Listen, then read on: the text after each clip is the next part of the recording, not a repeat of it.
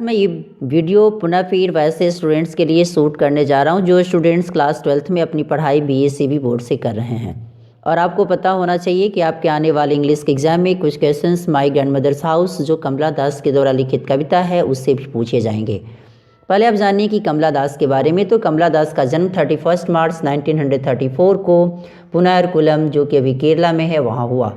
इनकी डेथ की अगर मैं बात करूं तो इनका डेथ 31 मई 2009 को पुणे महाराष्ट्र इंडिया में हुआ। इनका मैरिड नेम कमला दास, इनका पेन नेम माधवीकुट्टी और इनका मुस्लिम नेम कमला सुरैया। अब मैं ज़रा बात करूं कि इनके माँ का नाम तुनालपत बालामणि अम्मा जो कि मलयाली पोएटेस थी। फादर की अगर मैं बात करूं तो इनके पापा का नाम वीएम नैयर, एडिटर ऑफ मातृभूमि। और आपको पता होना चाहिए कि मात्र 15 साल की अवस्था तक ही ये शिक्षा ले पाई और 15 साल की अवस्था में ही इनकी शादी माधव दास जो कि एक रिजर्व बैंक एम्प्लॉय थे उनके साथ हो गई। और आपको पता होना चाहिए कि 42 ईयर्स की आयु में उसने अपनी एक ऑटोबायोग्राफी को पब्लिश कराई जिसका नाम था my story in Malayalam. Clear. और ये जो उनकी ऑटोबायोग्राफी थी वो इंग्लिश के साथ साथ 14 बोले तो 14 अदर लैंग्वेज में भी इसे ट्रांसलेट करवाया गया। और कमला दास पोएटेस के साथ साथ शॉर्ट स्टोरी राइटर और नॉवलिस्ट भी थी और एक रिवेलियस नेचर की पोएट थी और इन्हें कन्फेशनल पोएट के नाम से भी जाना जाता है। और ये जो माई ग्रैंडमदर्स हाउस जो कविता है ये इनकी एक रचना है समर इन कोलकाता उसमें से लिया गया है। और समर इन कोलकाता में 50 पोएम्स हैं। अब ज़रा से मैं बात करूं कि ये 1999 में 65 ईयर्स की आयु में ये अपना नाम कमला सुरैया रखा कब, जब ये इस्लाम धर्म को इसने कबूल की। और ये खुद कही कि I feel love with a Muslim after my husband death, कि मुझे प्यार हो गया एक मुस्लिम के साथ जब मेरे हस्बैंड का डेथ हो गया। और इनकी कुछ महत्वपूर्ण रचना भी है summer in Kolkata, sirens, the descendants, the old playhouse and other poems, the Anamalai poems, only saint known how to sing या यस अल्लाह। इस प्रकार की इनकी अपनी पोएम है। और इनको साहित्य अकादमी अवार्ड भी 1985 में मिला। अब ज़रा सा आप इस क्वेश्चन पे आएँ। कहता है क्या है कि my grandmother's house is written by. ये माई ग्रैंड मदर्स हाउस जो कविता है ये किनके द्वारा लिखा गया है? कमला दास, डी.एस. लॉरेंस और केकिन दारूवाला या जॉन डन। तो आपको पता होना चाहिए कि माई ग्रैंड मदर्स हाउस जो है वो कमला दास के द्वारा लिखित एक कविता है, इसलिए सही आंसर के तौर पे आप कमला दास लगाएं। Kamala Das remembers the happy days spent in the sweet company of her. Kamala Das वो खुशियों से भरा हुआ दिन जो इसमें याद करती हैं वो किनके साथ व्यतीत की थी?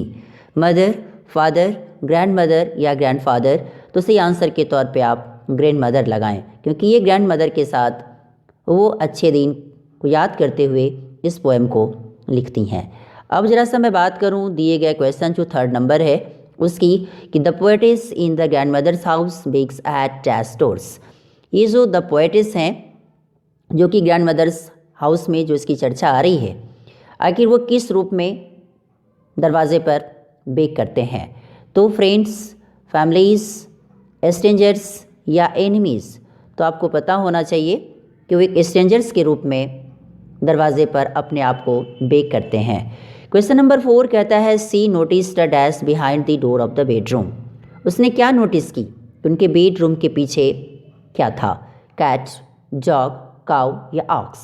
तो आप जब अगर टेक्स्ट पढ़े होंगे तो आपको पता होगा इसमें एक लाइन्स आती है behind my bedrooms door like a brooding dog, इसलिए सही आंसर के तौर पे आप डॉग लगाएं। और जहाँ तक की बात करूँ क्वेश्चन नंबर 5 की, तो क्वेश्चन नंबर जो 5 है वो आपको कहता है there is a house now far away where once I receive love is from the poem. ये जो लाइन्स जो आप देख रहे हैं ये लाइन किस पोएम से लिया गया है? Song of my self, ode to autumn या माई ग्रैंड मदर्स हाउस या स्नेक। तो ये जो लाइन्स है ये माई ग्रैंड मदर्स हाउस से लिया गया है। In the last lines of the poem the poetess is begging for. कहते हैं क्या है कि पोएम की लास्ट लाइन में जो पोएटेस हैं ये किस लिए अपने आप को बेक कर रही हैं, मनी, ज्वेलरी, लव या फूड। तो सही आंसर के तौर पे आप अगर देखा जाए तो इसका आंसर हो जाएगा लव। क्वेश्चन नंबर 7 जो कहता है कि among books I was then too young is from. कहता है ये जो लाइन्स है among books I was then too young, और इसी के जस्ट बाद वाली लाइन आप अगर बुक में पढ़े होंगे तो आपको पता होगा कि to read and my blood turned cold like the moon. आखिर ये जो लाइन है ये किससे लिया गया है, तो my grandmother's house, snake, ode to autumn या एन एपिटैफ। तो ये जो लाइन है ये माई ग्रैंड मदर्स हाउस से लिया गया है, इसलिए से आंसर के तौर पे आप ऑप्शन नंबर ए को लगाएं। क्वेश्चन नंबर 8 कहता है the poetess blood turned cold like the. ये जो पोएटेस हैं ये अपने आप को जो ब्लड के बारे में कहती हैं कि उनका जो ब्लड है वो बिल्कुल ठंड में टर्न हो गया। आखिर किस रूप से ये टर्न किया, मून, आइस, कोल्ड ड्रिंक या वाटर। आप अगर पढ़े होंगे तो आपको पता होगा कि इसमें लाइन्स आई है कि among books I was then too young to read and my blood turned cold like the moon. इसलिए से आंसर के तौर पे आप मून को लगाएं। क्वेश्चन नंबर 9 आपका कहता है कि darkness to bring it here to lie is from. ये जो लाइन्स आप देख रहे हैं darkness to bring it here to lie, ये आखिर किससे लिया गया लाइन है, snake, the soldier, my grandmother's house या फायर हिम। तो ये लाइन आपको माई ग्रैंड मदर्स हाउस से लिया गया है। अब मैं क्वेश्चन 10 की बात करूं तो 10 में जो क्वेश्चन है वो कहता है कमला दास इज डैश पोएटेस। कमला दास जो पोएटेस हैं ये किस प्रकार के पोएट्स हैं, अमेरिकन, इंडियन, अफ्रीकन या नाइजेरियन। तो ये इंडियन पोएटेस हैं, इसलिए इसी आंसर के तौर पे आप इंडियन लगाएं। क्वेश्चन नंबर 11 आपको कहता है कि my way and beg now at strangers doors is taken from the poem. आखिर ये जो लाइन है my way and beg now at strangers doors ये किस कविता से लिया जाता है, तो my grandmother's house, ode to autumn या फायर हिम या नॉन ऑफ दिस। तो ये माई ग्रैंड मदर्स हाउस से जो कि एक कविता है कमला दास की उससे ली गई लाइन्स है, इसलिए से आंसर के तौर पे आप ए लगाएं।